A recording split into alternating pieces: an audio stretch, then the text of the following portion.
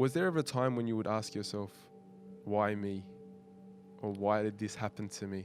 I do remember there was times I would spend time in the library and I would cry to myself.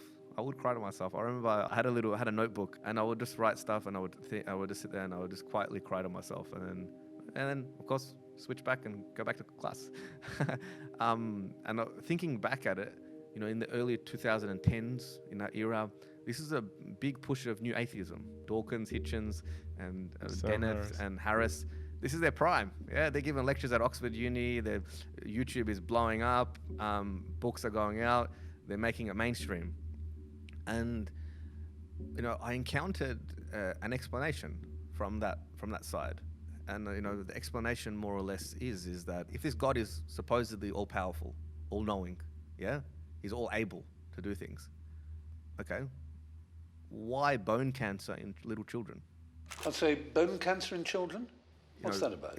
It's wrapped with emotion. And it's difficult to answer the question when it's wrapped with emotion.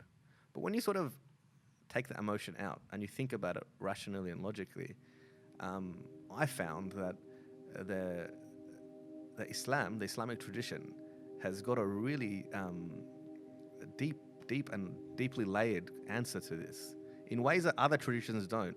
And I say this is because often when atheists engage with this question and they caricature it, often they're responding to a Christian God and a Christian understanding of God.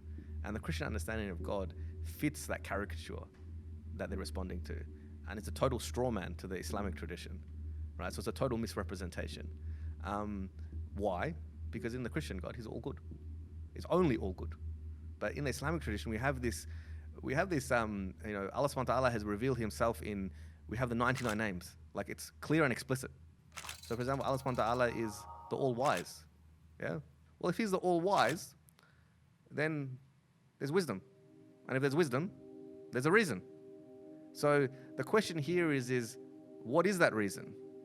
And I think what happens is when we go through challenges and difficulties, we put ourselves at the center of the universe, yeah? We put ourselves in the middle, yeah? In the way, and we say that if I was God, why did I let this happen? Kind of thing, which is what is termed anthropomorphizing God, right?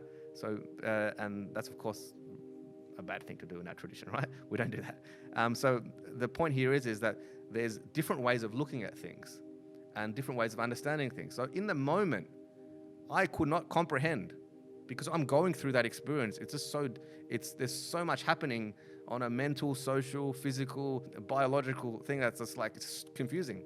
But when the dust settled, I could have this intellectual engagement with this topic better. And in doing that, I was able to appreciate the answer. And so the question was, what was that wisdom? If you talk to me 12 years after the fact, which is today, 12 years, I could appreciate the wisdom in so many ways, right? In fact, I would appreciate the wisdom so much so that if I had to rewrite my life, if God gave you a book in the beginning, he said, you're going to be born and just choose how you want to live your life. Write down what you want and I'll do it for you.